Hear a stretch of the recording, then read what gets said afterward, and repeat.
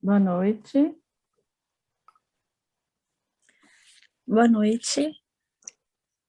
Vamos começar agora uma nova edição dos nossos encontros da Oncologia Dom. Hoje o tema é como o estado nutricional do paciente pode influenciar no sucesso do tratamento, com a nossa nutricionista Denise. Denise atende nas unidades do Hospital Brasil, na unidade da catequese, na unidade de São Bernardo. Pela segunda vez está presente aqui nos encontros, porque é um tema bem interessante, importante, que gera bastante dúvida. E eu gostaria de falar também que durante a apresentação vocês podem colocar perguntas no chat, que depois a Denise vai responder. Boa noite, Denise. Boa noite a todos. Eu queria, primeiramente, agradecer a doutora Amanda, a doutora Aline, a equipe, né, que está por trás também de todo esse trabalho. Agradecer por estar aqui mais uma vez e poder compartilhar conhecimento, agregando saúde e o sucesso no tratamento de cada um. Então, hoje, eu vou falar um pouquinho de como esse estado nutricional, o que é o estado nutricional e como isso pode influenciar no tratamento de cada um. Então, já vão anotando as perguntas, eu vou tentar ser o mais breve possível na aula, para que sobre um tempinho e a gente consiga responder as dúvidas e perguntas de cada um. Então, para quem não me conhece, eu sou nutricionista desde 2006, eu tenho formação em nutrição infantil pelo Hospital das Clínicas, é uma experiência profissional de 12 anos aí na área hospitalar, então, sempre atuei na área de oncologia, com paciente crítico, transplante, cuidados paliativos, agora um tema um pouquinho mais atual envolvendo microbiota intestinal. Eu ministro cursos de oncologia em cursos de pós-especialização, e hoje também eu atendo parte de consultório e ambulatório. E aí eu já começo essa apresentação fazendo essa pergunta. Então, se a gente for pensar em composição corporal, vendo essa imagem, quem que a gente pode dizer que é mais saudável? Eu já começo jogando essa pergunta para vocês. Então, batendo o olho, quem dessa classificação aqui é mais saudável? Então, é muito difícil a gente dizer, só vendo a pessoa tendo essa impressão. Isso vai depender, não existe uma resposta certa. Primeiro que só o peso, ele não é, um bom indicativo. Por quê? A composição corporal, hoje, depende da alimentação atual que a gente tem, o nível de atividade física, será que essa paciente é ativa? Ela tem alguma restrição alimentar? Isso também influencia na composição corporal.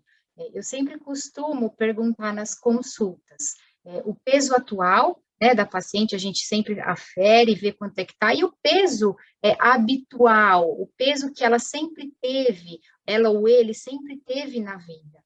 Então, por exemplo, eu tenho um paciente que ele tinha o peso habitual dele era um peso de 100 quilos, de hoje ele tem 80, por causa do tratamento que ele vem fazendo. Será que essa perda de peso foi boa? Ele é uma pessoa obesa, não é? Às vezes esse paciente ele pode ser classificado como um desnutrido, não pode? Ou a gente tem o outro lado da moeda, nesse caso aqui da figura, a paciente mais magrinha. Será que essa paciente, ela é uma paciente com peso adequado ou ela é desnutrida? Em que tipo e fase de tratamento esse paciente está? Então, são vários os conjuntos a serem analisados antes da gente dar uma conclusão vendo o peso do paciente.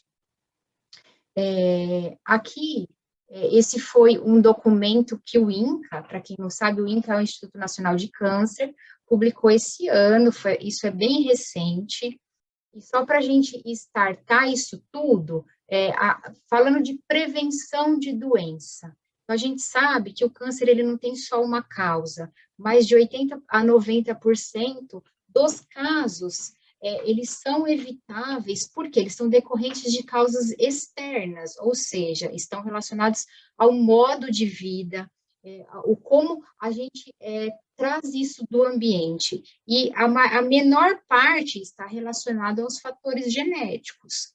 Então, hoje, o ideal é a gente trabalhar o quê? Com prevenção. Claro, aqui eu falo de uma prevenção de uma primeira doença, ou a gente pode pensar também na prevenção da recidiva, na volta dessa doença. Né? E tudo isso o INCA destaca que a gente consegue prevenir como? Com um modo de vida saudável. Né? Evitar a exposição de tudo que possa trazer risco a essa exposição da doença. Então, prevenção é o que a gente tem que pensar em trabalhar. E voltando para a questão do estado nutricional. Então, a gente tem 3 grandes principais classificações. Então, aquele caso de eutrofia. O que é eutrofia? É aquela pessoa que está num peso adequado, né? Que, por exemplo, durante o tratamento, ela consegue manter o peso inicial até o final desse tratamento, com pequenas oscilações. Então, é aquela pessoa que, mesmo durante aí o período de tratamento, ela tem a independência dela, ela consegue fazer as atividades rotineiras, então ela consegue ir ao mercado, ela consegue preparar a própria alimentação, ela consegue ir para as consultas sozinha, né? Então, é aquela pessoa que consegue manter sua independência, é aquela que tem a prática de atividade física na rotina, e tudo isso está relacionado à redução de sintoma que vai causar esse tratamento. E, consequentemente, uma menor chance de progressão da doença. Então, isso é o caso que a gente fala, quando a pessoa vai tudo bem, que é aquele tratamento redondinho. Então, esse é o nosso ideal. Mas a gente tem que levar em consideração que existem outros cenários, os 2 opostos. Se a gente for falar de um oposto, a desnutrição, então, por exemplo, o que é a desnutrição? Então, tudo isso está relacionado ao estado nutricional. Na desnutrição, o que a gente vê?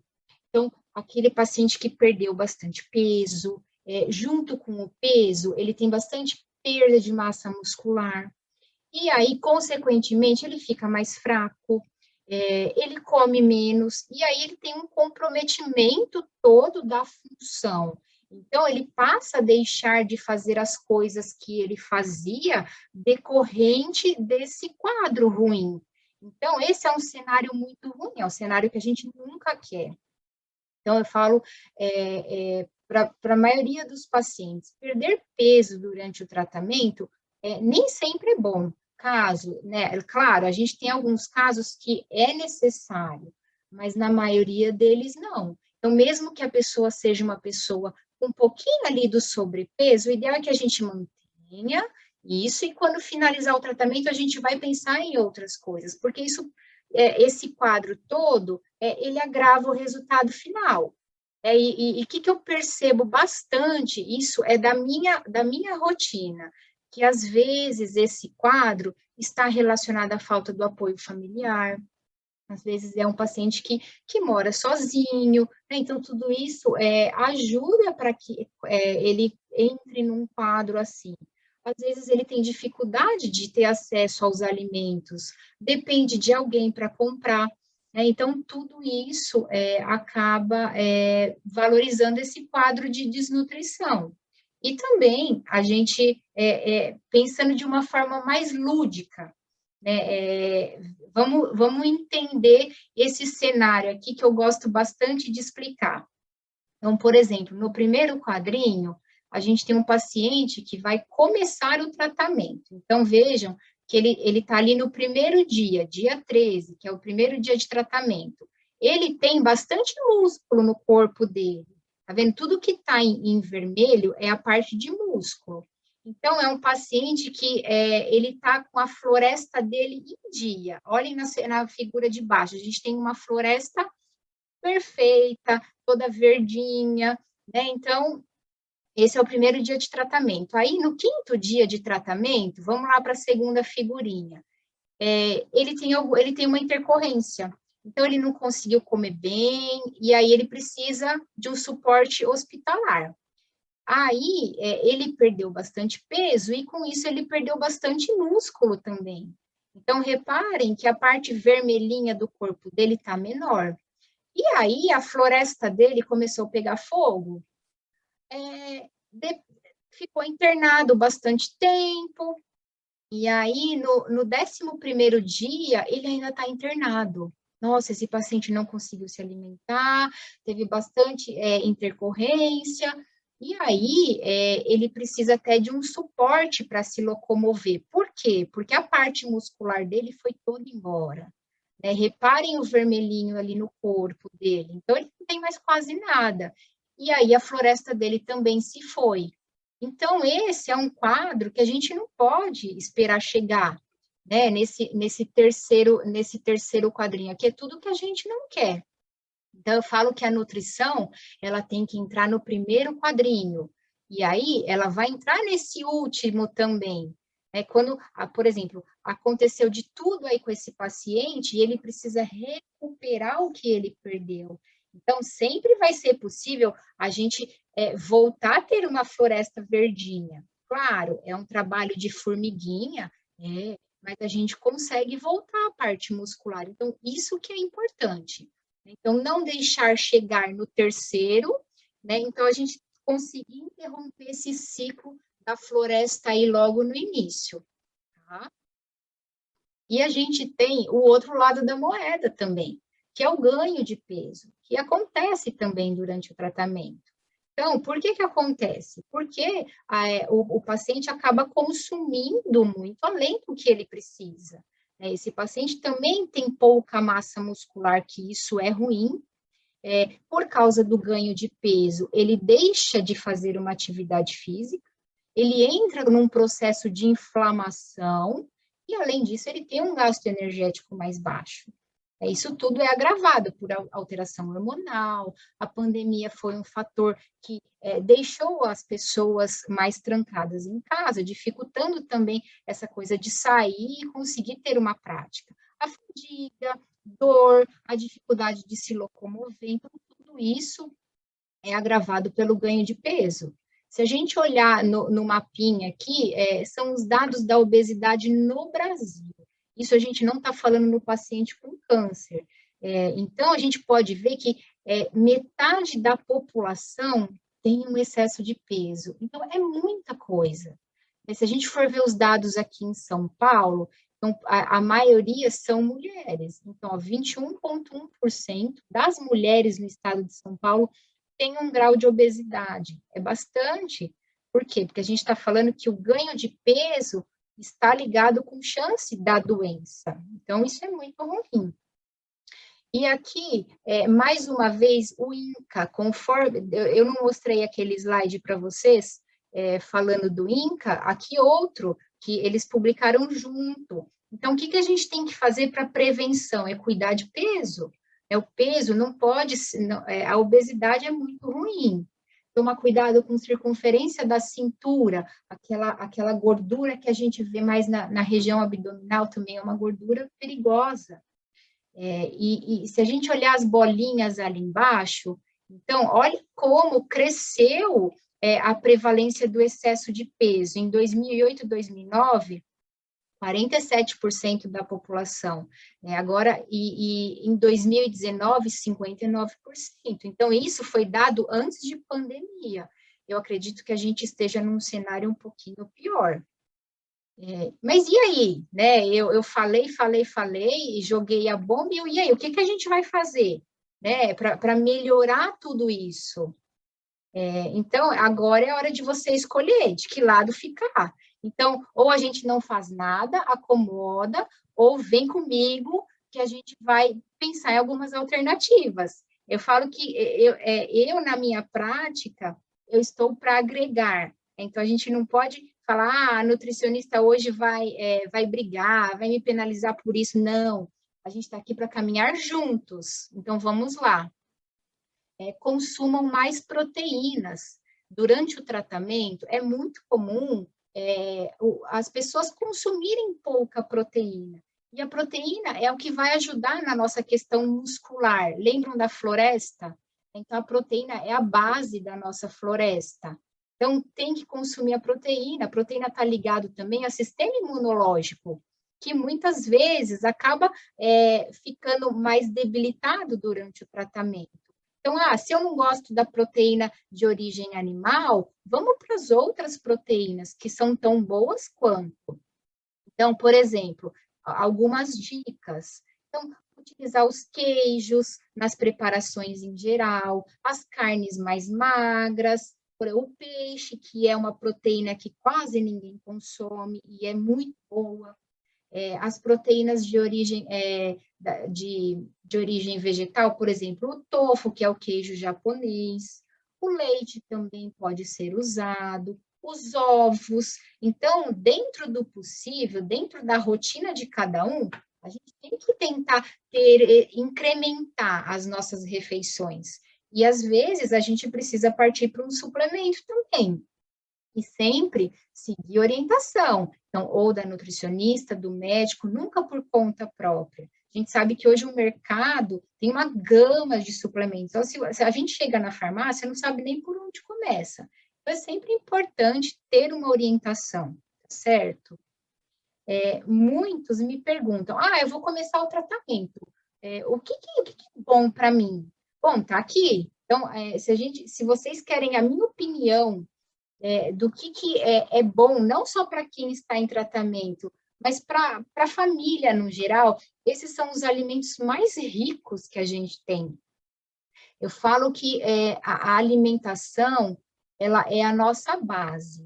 Né? Então, tudo que a gente consome passa por todo o corpo, desde a boca, estômago, intestino, a gente absorve tudo que a gente consome. Então, se a gente consome coisas ruins, a gente vai absorver coisas ruins. Então, se a gente for falar num ideal de alimentação, dos alimentos mais ricos em vitaminas, minerais, são esses, gente. Então, por exemplo, maçã, aspargos, as frutas vermelhas e roxas, são alimentos riquíssimos.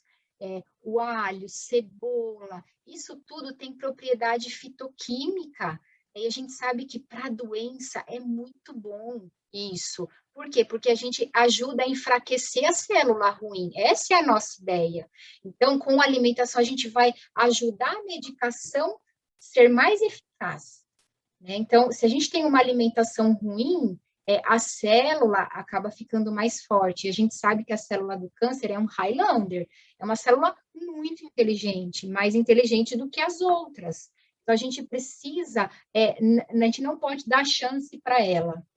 O açafrão, a cúrcuma é um alimento poderosíssimo, que a gente pode incluir na rotina, as oleaginosas, que são as nozes, as frutas cítricas, os grãos, por exemplo, a abóbora, os alimentos mais coloridos, gente, é isso que tem que fazer parte da nossa rotina. Claro, não só essa lista, isso tudo vai agregar, né? Então, por exemplo, as proteínas também entram. Então, se a gente for falar em poder, os alimentos mais poderosos, aqui está uma boa lista para vocês. E como é que eu costumo, eu gosto de usar bastante esse esquema, né? Porque as pessoas me perguntam, mas como é que eu faço? E aí? Então, vamos fazer o seguinte, a gente precisa melhorar a parte da variedade, das cores do nosso dia a dia. Então, dividam. Então, na segunda-feira, eu vou focar nos alimentos vermelhos. Na terça, eu foco nos amarelos. Na quarta, os roxos. E assim por diante. E aí, durante aquela semana, a gente consegue consumir um alimento de cada cor. Né? E aí, sábado e domingo, a gente faz um mix, por exemplo. Claro, isso não é uma regra, é uma sugestão de como vocês podem enriquecer a alimentação de vocês. Quanto mais colorido, mais nutriente diferente e mais completa essa alimentação fica. Então, não é que segunda-feira você vai precisar consumir morango, tomate, pimentão. Não, escolha um alimento. Então, isso não é só para quem está em tratamento, gente, é para a família. É um hábito alimentar que tem que ser de todos ali que vivem naquele ambiente, tá? Água também faz parte. Então, bebam água com sem gás, água aromatizada, de repente está com aquele gosto ruim na boca, pode aromatizar com gengibre, com hortelã, com alguma fruta mais cítrica, chá, café, suco, leite. Então, esses líquidos, vamos dar preferência para eles. Agora, o que a gente não precisa ficar tomando são as bebidas açucaradas, refrigerantes, sucos de caixinha, bebida alcoólica. Por quê? Porque isso contribui para o aumento da gordura corporal. Então, isso tudo incrementa muito, e às vezes, a gente não precisa. Consequentemente, se a gente tem aumento da gordura corporal, a gente tem aumento do risco de doença cardíaca, diabetes e câncer também. Então, vamos evitar. O que a gente conseguir tirando esses excessos, principalmente para quem precisa, de repente, perder, é válido. E aqui eu trouxe um exemplo de como a gente pode montar um cardápio. É um exemplo, tá, pessoal? Não precisa seguir, é só para nortear um pouquinho vocês, porque eu acho que exemplificando de forma mais lúdica, dá para entender melhor. Então, por exemplo, à tarde, eu não sei o que eu como. Então, poxa, faça um iogurte com as frutas, uma granola, fibra também vai ajudar a nutrir as células do intestino, é muito importante, vai ajudar a trazer saciedade, então aí a gente come menos. Então, por exemplo, um pão com ovo e um creme de ricota. Então, procurem, na maior parte das refeições, então pelo menos 3 a 4 refeições, consumir uma fonte da proteína também, principalmente a mulher tem tendência de consumir menos proteína do que o homem. Então, variem no dia a dia para a gente não ficar deficiente em um determinado nutriente. Por exemplo, eu não quero jantar hoje. Poxa, então faça uma crepioca, não precisa ser só com a tapioca, coloque o ovo junto, um pouquinho do frango, que é a proteína, coloque um pouquinho da cúrcuma junto, ou se não, faça um lanchinho com atum, por exemplo, coloque um legume, uma folha, enriqueça aquela refeição que poderia ser simples. Ou até mesmo a comida, né? Que disso a gente, se vocês verem aqui embaixo, o prato da refeição, ou uma sopa, por exemplo. Né? Então, isso a gente nunca vai ser substituído por nenhum outro lanche. Eu falo que almoçar e jantar são 2 refeições, assim, principais no nosso dia. A gente tem que sempre que dar preferência por comida. Então, é o principal. E o que a gente tem que evitar? Então, esse padrão alimentar, ninguém precisa disso. Né? Então, as bebidas açucaradas, que nem eu tinha comentado antes, os sucos de caixinha, refrigerante, as frituras em geral. Claro, gente, eventualmente a gente tem a vida social, né? Mas tornar isso uma rotina é muito ruim. Então, o excesso de açúcar, os salgadinhos, as bolachas, os embutidos, que isso eu já até comentei na nossa primeira aula, que são alimentos com potencial cancerígeno, então a gente tem que tirar da nossa rotina esse tipo de alimento.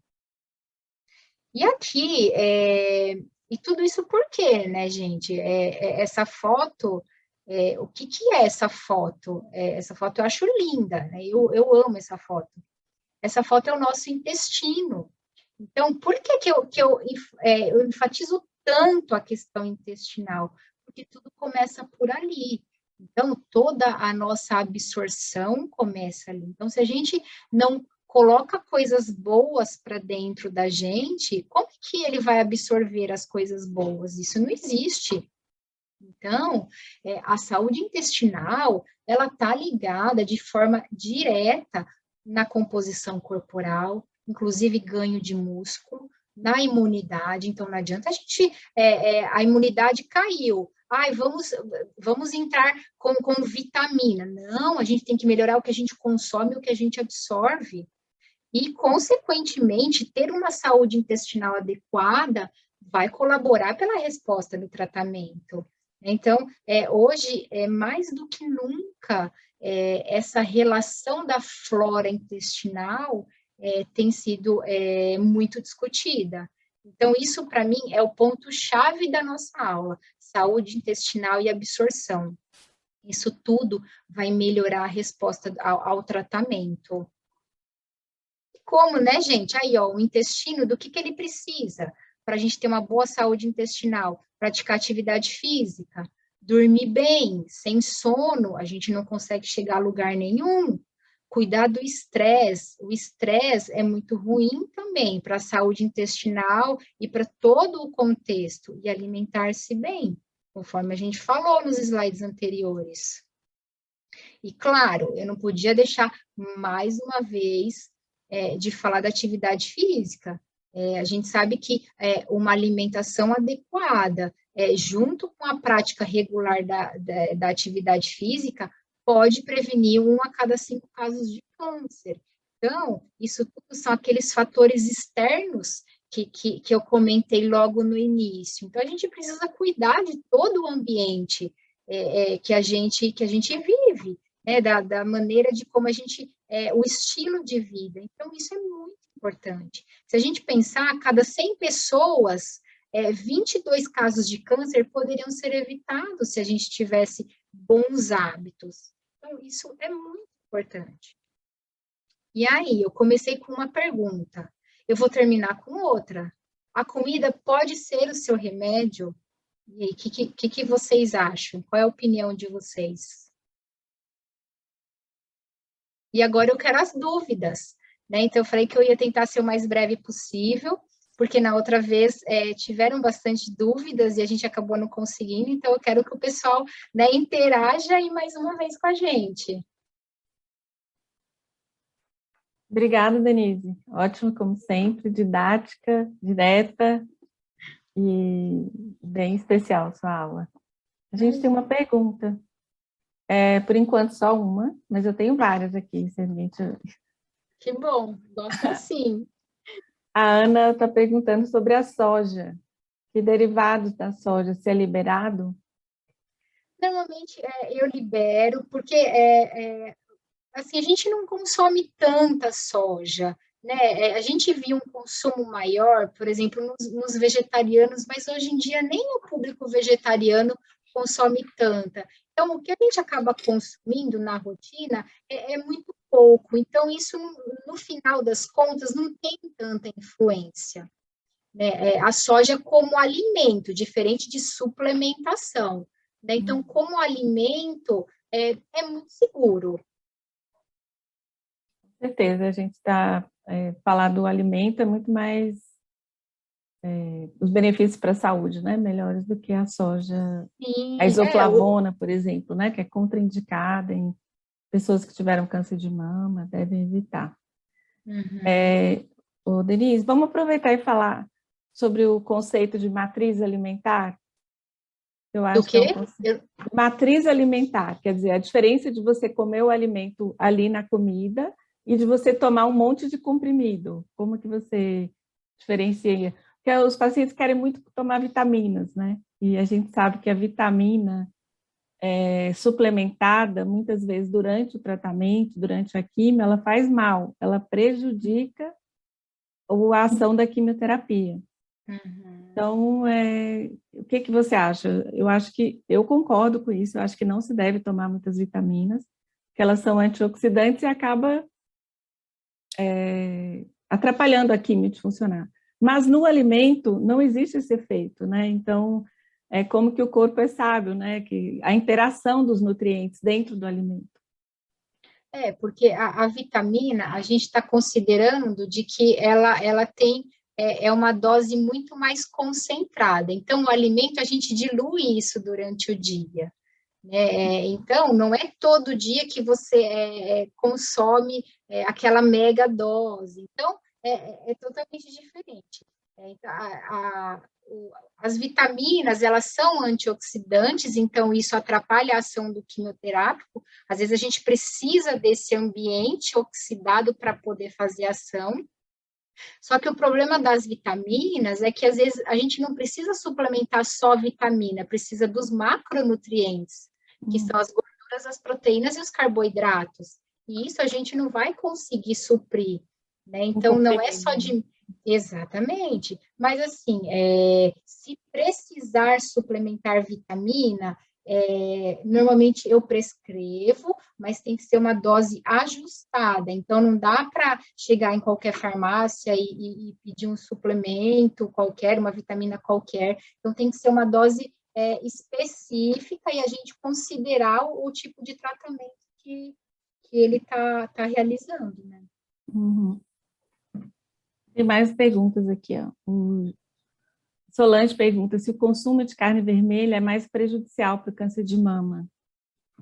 A carne vermelha, normalmente, a carne vermelha e suína, né, elas são muito semelhantes, e aí a gente restringe a um consumo de, no máximo, 500 gramas por semana, ou 2 vezes na semana, é um consumo seguro. Agora, mais que isso, a gente não recomenda, né?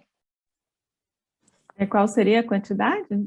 500 gramas por semana, no máximo. Isso da carne crua ou da carne cozida? Da carne pronta. Cozida. É bastante coisa. Dá então, o ideal é consumir no máximo 2 vezes na semana, em 2 refeições, porque a gente tem tantas outras fontes de proteína. Não, e as carnes brancas também, né? O frango, que é brasileiro, a gente consome bastante frango, peixe. Mas, por exemplo, eu procuro também não ser tão quadrada, porque eu tenho paciente que não consegue comer carne branca. Então, eu prefiro que durante o tratamento ali, naquele período, ele consuma carne vermelha, porque vai ser, se a gente conseguir ainda manter esse consumo proteico, vai ser menos prejudicial do que ele não consumir nenhum. Né? Então, eu falo assim, que nutrição é muito individual, não tem como a gente querer uma receita de bolo que nunca vai ser, né? Uhum. Eu acho que, aproveitando esse gancho do que você está falando, quando a gente apresenta os dados de obesidade, tudo, e você deixou isso claro, a gente assusta as pessoas, né? A pessoa que não está dentro do perfil considerado ideal, né? E saudável, nossa, e agora, né? Mas a gente tem que entender que essas coisas a gente não consegue fazer tudo de uma vez, né? A gente tem que ir aos poucos, escolher 2 coisas. Vou melhorar a minha hidratação e vou fazer exercício.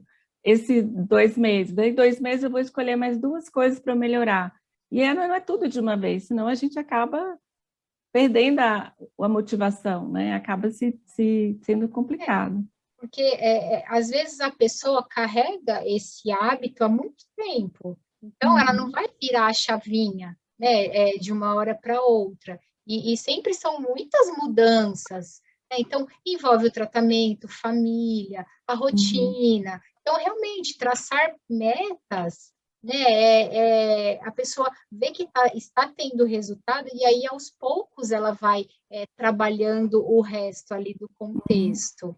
Essa semana passada, eu atendi uma paciente que ela só começou a fazer atividade física, ela perdeu 5 quilos, e ela estava super feliz. Né? Então, ela não mudou quase nada na rotina, então ela só acrescentou. E aí, são essas pequenas coisas que vão fazendo a gente pensar no restante. Né? Mas é o que eu expliquei, às vezes, um obeso perde muito peso durante o tratamento, e mesmo ele sendo obeso, ele pode ser classificado como um desnutrido, então é muito perigoso. Então, a gente tem que saber avaliar caso por caso. Né? Então, a gente não está falando só da obesidade de forma isolada. Aqui a gente tem o fator doença também. Então, precisa ter esse cuidado, sim. Não adianta tratar todos, né, igual eu falei, todos os pacientes como um só, que não tem jeito. Tem uma pergunta do Gildo sobre se pode fazer uso durante o treino do BCAA e da creatina. Às vezes a pessoa está em tratamento, mesmo sem tratamento, mas durante o tratamento também a gente recomenda que faça uma atividade física, né? E teria algum prejuízo? É seguro? Creatina é um dos suplementos mais seguros que a gente tem e com mais evidência científica e benefício. Então, pode consumir, não tem problema. Claro, sempre por aqui a gente nunca vai prescrever, né? Então, é sempre legal ter um profissional acompanhando também, mas é um suplemento muito seguro, que a gente usa muito. Agora, BCA é um suplemento que a gente, hoje em dia, não utiliza com tanta frequência, porque o BCA são aminoácidos. E se a gente tem uma ingesta proteica adequada, a gente consegue suprir essa demanda desses 4 aminoácidos. Então, a gente não usa mais tanto, não, o BCAA, né? Mas não tem contraindicação também, pode consumir. Denise, tem uma pergunta sobre suco de soja, se é ruim para quem teve câncer. Você já disse que a soja como alimentação não tem, é segura, né? Mas no suco tem uma concentração maior? É segura também? A gente tem que tomar cuidado com a composição desse suco, né? Porque às vezes a gente olha ali nos ingredientes, e um dos primeiros ingredientes, até antes mesmo da soja, é o açúcar, né? Então, não são sucos legais para a gente deixar na nossa rotina. Claro, vai tomar uma vez ou outra, eu acho que é ok, mas não tem necessidade. Não é um alimento que vai agregar muitas coisas. Às vezes é legal um suco natural, um suco integral, a composição dele é melhor. Tem uma outra pergunta aqui, pegando o gancho da Karine. É verdade que o açúcar e a farinha branca são prejudiciais para o câncer? Tá. Acho que essa é uma das perguntas mais assim, que a gente, né, costuma ter. Então, muitos têm essa coisa de que o açúcar nutre o câncer. Então, a célula do câncer, ela é uma célula muito inteligente. Então, todo o açúcar, todo o carboidrato que a gente consumir, essa célula vai usar para manter as suas atividades. A partir do momento que a gente deixa de consumir o açúcar, o carboidrato, essa célula, ela é tão inteligente que ela vai buscar outra fonte de energia. Então, ela busca proteína. Então, eu vou reduzir o meu consumo da proteína. Essa célula busca a gordura. Então, não adianta a gente querer restringir a alimentação a ponto de não querer nutrir a célula, porque a gente não vai conseguir.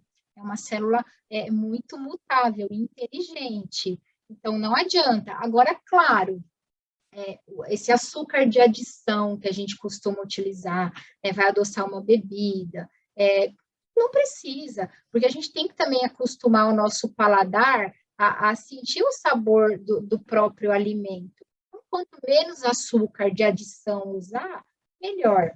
Agora, a farinha branca. Claro, uma farinha, os alimentos integrais são melhores? São, porque eles têm um pouquinho mais de fibra. Mas vamos supor que você use uma farinha para fazer um bolo. Eu não vejo problema. Né? Então, a gente tem que, claro, se permitir comer o que gosta, seja ele com farinha integral ou a comum. Então, assim, né, o que puder evitar trocar pela integral é legal, mas se não, não vejo problema em consumir também, né? O kefir é um aliado para a saúde intestinal, Denise? Com certeza. Pergunta da Miriam. Com certeza, o kefir, ele é um prebiótico, né? Então, por exemplo, kefir, kombucha, os alimentos fermentados. Então, são alimentos que vão contribuir para as bactérias boas que a gente tem ali, né? Então, e podem ser consumidos de forma muito segura, mesmo durante o tratamento. Pode sim, kefir de água, kefir de leite, não tem problema. São ótimos alimentos. Eu esqueci de complementar aqui, naquela pergunta do Gildo, ele perguntou sobre a vitamina D também. Se seria seguro suplementar, e tem também uma outra pergunta de que se a falta é prejudicial. Vitamina D, eu sempre falo que é uma vitamina muito importante, né? Antigamente a gente não dava tanta importância para ela, mas hoje a gente tem visto que ela participa de várias reações aí no nosso organismo. Então, é importante sim manter, a gente chama de nível sérico, né? Ela de uma forma adequada no sangue E não adianta suplementar por conta. O ideal é que a gente faça o exame de sangue, veja quanto está e suplemente em cima disso. E a cada 6 meses, sempre ir acompanhando para suplementar em cima do que está. Não precisa estourar em altas doses, ela também é tóxica, e não vamos deixar chegar num ponto de deficiência. Então, é importante, sim, a gente sempre manter um nível mais adequado. Denise, fala um pouquinho de chá. Pergunta aqui, não sei quem perguntou, mas o chá de camomila e o anastrozol tem interação?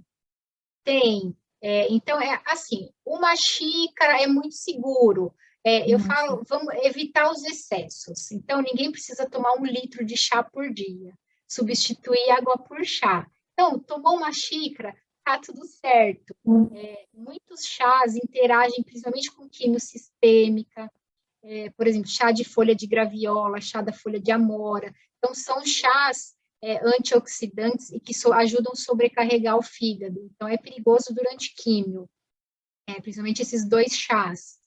Mas vamos supor, cidreira, camomila, erva doce, hibisco, gengibre, esses chás mais comuns não tem problema. E não precisa tomar 1 litro, tomar 1 xícara. Gente, chá também tem propriedade, a erva tem propriedade. Então, não precisa revezar os chás, é muito importante. Então, tomou 1 xicrinha ali, acabou, sem excessos. Sim, como tudo. Outra pergunta aqui. A gordura no fígado, se não tomar cuidado, ela pode virar câncer? E como eliminar a gordura do fígado? Pergunta de milhões. A gordura do fígado, ela é perigosa porque ela pode evoluir para uma cirrose, e a gente sabe que, e depois isso mais tarde evolui para uma necessidade de transplante, mas é super reversível, Então, a gente, por exemplo, nos casos iniciais, grau 2, 3, a gente tem que tomar cuidado com a alimentação, perda de peso, alimentação, processo de inflamação, o consumo alimentar. Com isso, a gente consegue ir regredindo esses níveis. O que você acha na sua rotina, doutora Aline? Até o nível 3 a gente consegue reverter? Consegue, com certeza. Uma alimentação com restrição mais de carboidratos simples, com menos frutose sintética, dessas que são adicionadas nos alimentos processados, e atividade física, às vezes com o uso de medicação a gente consegue sim. E perda de peso a gente consegue, perdendo peso também consegue ter um resultado bem legal também. Legal, Denise, tem uma pergunta aqui sobre o Yakult, se ele também ajudaria na saúde. A Maria Isabel pergunta se é ruim para o estômago, mas acho que a gente pode estender para o intestino também, né? O Yakult, ele é uma bebida fermentada, mas ele tem bastante açúcar também, E a quantidade de probiótico que tem nele é muito pouquinho. Assim, mal não faz, mas só tomar cuidado com o açúcar. De repente, se quiser consumir o light, ele tem um pouquinho menos, Mas poder pode, mas ele vai entrar numa classificação de alimentos processados também, Diferente de esse bichinho é muito pouquinho que tem ali de lactobacilo, Então, às vezes é melhor a gente trabalhar com probiótico, com outras coisas, e a gente vai conseguir ajudar mais a saúde intestinal do que só de forma isolada ali com Yakult. Denise, deixa eu te perguntar, o que você acha do consumo de orgânicos? Você deve priorizar os alimentos orgânicos, não? Tá. Eu acho que se a pessoa tem condição de fazer uso, é o mais recomendável. Igual a gente falando de causas externas de doença, exposição a tudo isso, agrotóxico, isso tudo contribui. Então, se puder dar preferência, com certeza é o que eu recomendo. Mas é melhor consumir o legume, a fruta, de qualquer forma, mesmo com agrotóxico, do que não consumir. mas melhor se puder dar preferência... Se der preferência, a gente sabe que o custo ainda às vezes pode ser maior, né, mais proibitivo para algumas pessoas, mas... principalmente esses alimentos de casca mais fina, né? Então, por exemplo, morango, ameixa... Pimentão, né, que tem bastante... tomate... que às vezes a gente consome também com a casca, diferente as de, folhas, por exemplo, de uma né? banana, né? Então, se puder dar preferência para esses alimentos, né, é melhor. Mas os orgânicos não são isentos. Até porque o solo fica contaminado também, né? Então, não é dentro, certeza. Dentro da agricultura orgânica, são permitidos alguns ainda agrotóxicos, então eles não são isentos. Né? A gente sempre tem que ter isso aí na cabeça, né? Denise, e a famosa graviola, que todo mundo pergunta? A folha da graviola, a fruta da graviola? A folha, o chá da folha não é legal também, porque a gente vai entrar, né, no caso dos antioxidantes, mas a fruta não tem contraindicação. Né? A fruta em forma de suco, tudo, pode consumir. Não tem restrição, não. Mas você indicaria, assim, se a pessoa gosta, tudo bem, mas não é uma coisa que vai fazer diferença no tratamento, é isso? Não vai. Se é uma pessoa que tem o costume de consumir, não tem porquê de falar não consuma. Né? Tá super liberado. Semana passada eu estava em congresso, né? E acho que um dos alimentos mais comentados foi a cúrcuma, né? Sim, então, mas a gente tem muita evidência, né? Sim, e a gente não precisa dela em forma de cápsula, né? Que durante o tratamento também não se pode utilizar. Né? Então, a gente vai usar ela em pó, ou ela raladinha, numa carne, adicionar, quiser fazer shot de manhã também pode. Então, ela tem uma ação muito importante nesse microambiente tumoral, né? Então, ela vai ajudar naquele ponto que eu comentei, né? Vai ajudar a medicação a fazer o efeito que ela precisa. Né? Então, é um alimento, assim, super legal a gente ter na nossa rotina, todo mundo. Né? E sempre saber comprar de procedência também, né? Porque vai comprar em qualquer local, nessas lojas de produtos naturais, me pesa aí 100 gramas de cúrcuma, ali é mais farinha.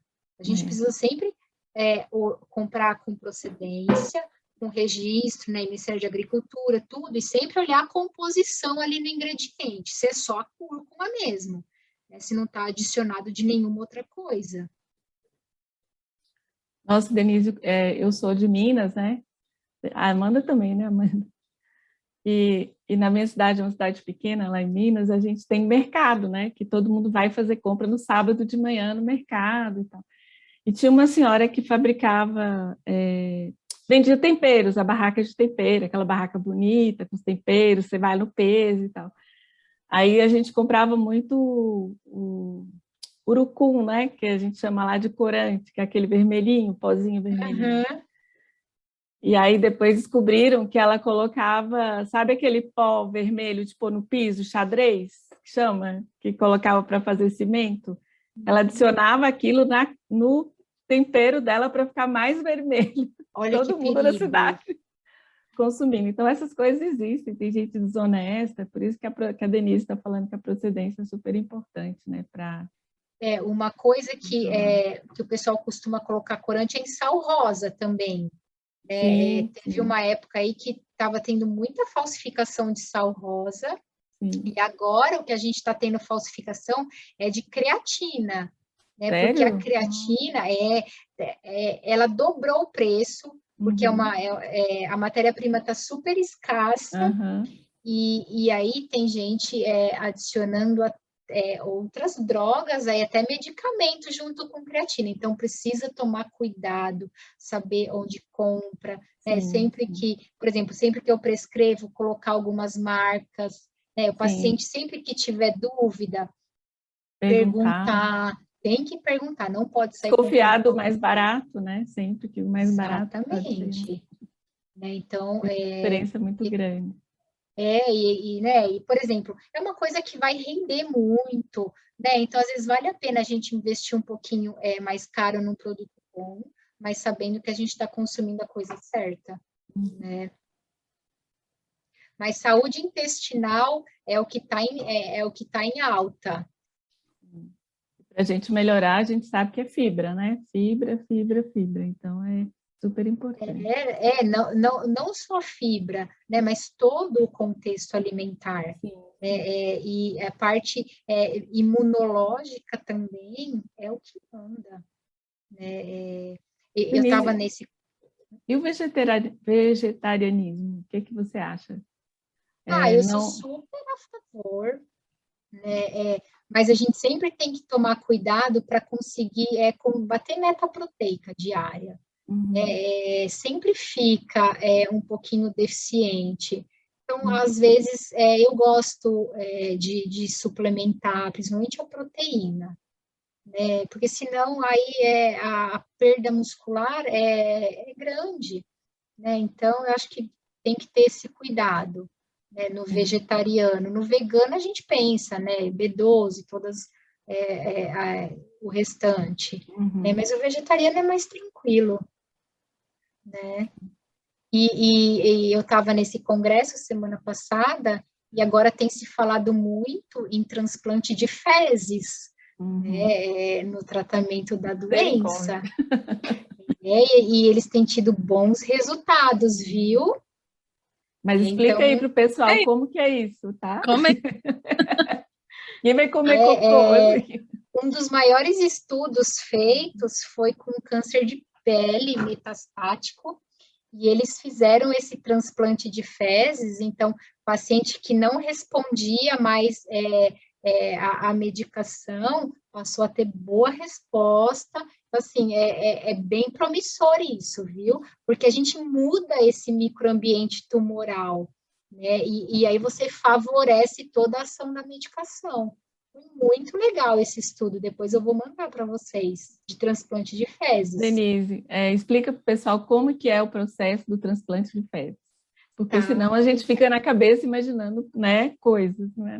Isso tudo faz em ambiente hospitalar, né? Então, existe um banco de dados de fezes de pessoas saudáveis, então não é pegar qualquer fezes de qualquer pessoa e transplantar. Então, existe como se fosse um banco de medula óssea. Então, existe um banco de fezes de indivíduos saudáveis, e aí o paciente, eles fazem tipo um reset intestinal.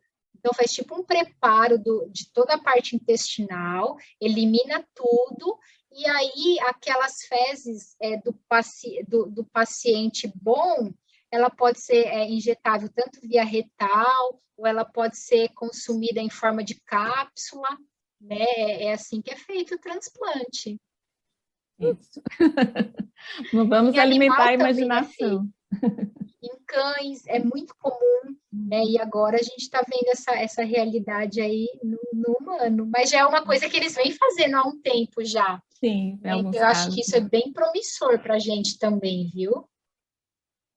A lógica disso, né, melhorar a flora intestinal, né, trazer bactérias boas que vão interagir com o sistema digestivo, facilitar a absorção dos nutrientes, o sistema imunológico e tudo isso, né? Então, a lógica desse tratamento é essa. O segredo está no que a gente consome, no padrão alimentar que a gente tem, né? Isso tudo é o que vai influenciar a flora intestinal, essa relação, né, de bichinhos bons e ruins, né? Mas também existe um exame com o qual eu já trabalhei bastante, é o sequenciamento genético de fezes. Né? Então, através desse sequenciamento, a gente consegue saber em que proporção todas essas bactérias estão.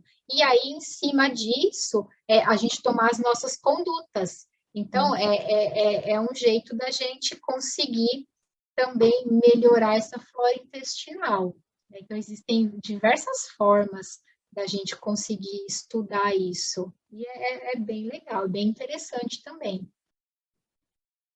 Tá bom. Amanda, tem mais alguma pergunta?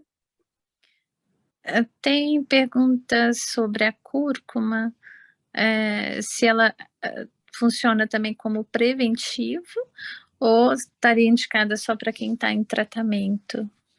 Não, como prevenção também, né? Então, a gente, claro, não precisa usar, né? Vai tomar um bando de cúrcuma todo dia, né? Mas na família, no geral, ter o hábito de consumir esse alimento, né? Ela trabalha como prevenção também.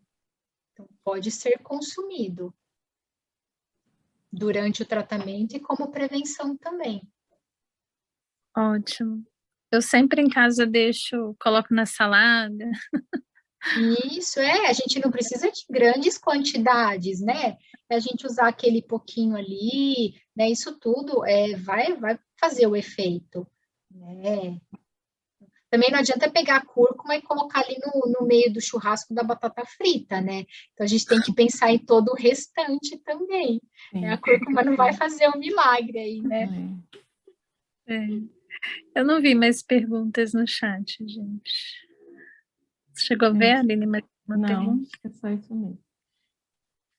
Então tá, acho que já deu a nossa hora aqui, a gente vai encerrar por hoje. Denise, agradecendo mais uma vez, é um tema realmente que não se esgota, né? E agradecer pela presença de todos, pela participação e desejar aí uma boa noite, uma boa semana a todos e vamos agasalhar do frio, tomar uma sopinha gostosa com cúrcuma. Quem tiver dúvida pode me mandar e-mail que eu respondo também, fiquem à vontade, viu? Tá, joia. Obrigada, gente. Boa noite a todos. Obrigada. Até o mês que vem. O mês que vem nós vamos falar sobre beleza, sobre cabelos e pele, tá bom? Um abraço a todos. Até. Um abraço. Tchau.